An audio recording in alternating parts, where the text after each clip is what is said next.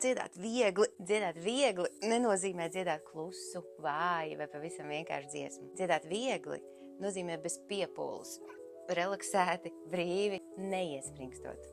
Kā to panākt? Ir jāsaprot, ka sākumā būs jāiziet cauri fāzei grūti ar spiedienu, piespiešanos un lielu piepūli. Līdzīgi kā sportā. 100 metru sprinteri skrien visātrāk tad, kad viņi ir absolūti atbrīvojušies un viņu ķermenis nav saspringumā. Taču tad, kad viņi sāk trenēties, tas nebūtu tā uzreiz nenotiek. Pirms brīvas un relaksētas darbošanās muskuļiem sākumā ir jāiemācās, ko darīt. Un tas nāk ar piepūli.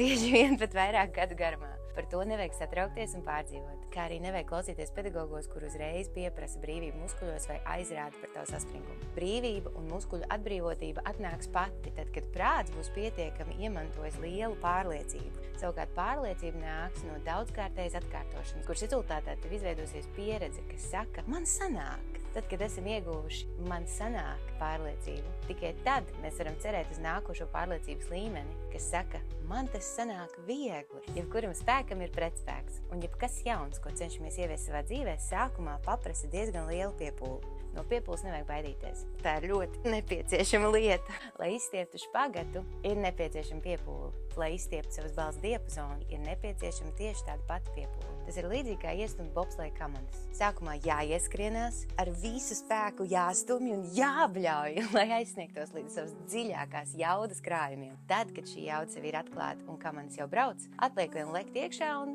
stūrēt, izbaudot braucienu. Tas ir tas brīdis, kad beidzot tev ir iespēja atbrīvoties. Kad balss muskuļi ir pietiekami satrenēti, visas notas izstieptas, reģistri iepazīti un vokālās tehnikas attīstītas, tikai tad var sākt domāt par dziedāšanu viegli un bez piepūli. Jo ar piepūli tiek ielikta pareizā informācija. Tad muskuļi to ir apstrādājuši, pieraduši pie šīs spiediena, adaptējušies un tagad jauno grūtības pakāpi spēja izpildīt ar tikpat lielu vieglumu kā pavisam vienkārši uzdevums pirms mācīšanās sākumā. Analoģiski, svarcēlāji nekad savas karjeras sākumā nespēja viegli pacelt to svaru, kuru pēc pāris gadiem ceļ vienkārši bez domāšanas. Muskuļiem ir nepieciešams laiks, lai adaptētos tam uzdevumam, kur prāts mums ir uzlicis. Taču muskuļi vienmēr adaptējas, un viņi vienmēr sasniedz vēlamo mērķi, ja vien mēs pieliekam pietiekami daudz piepūles.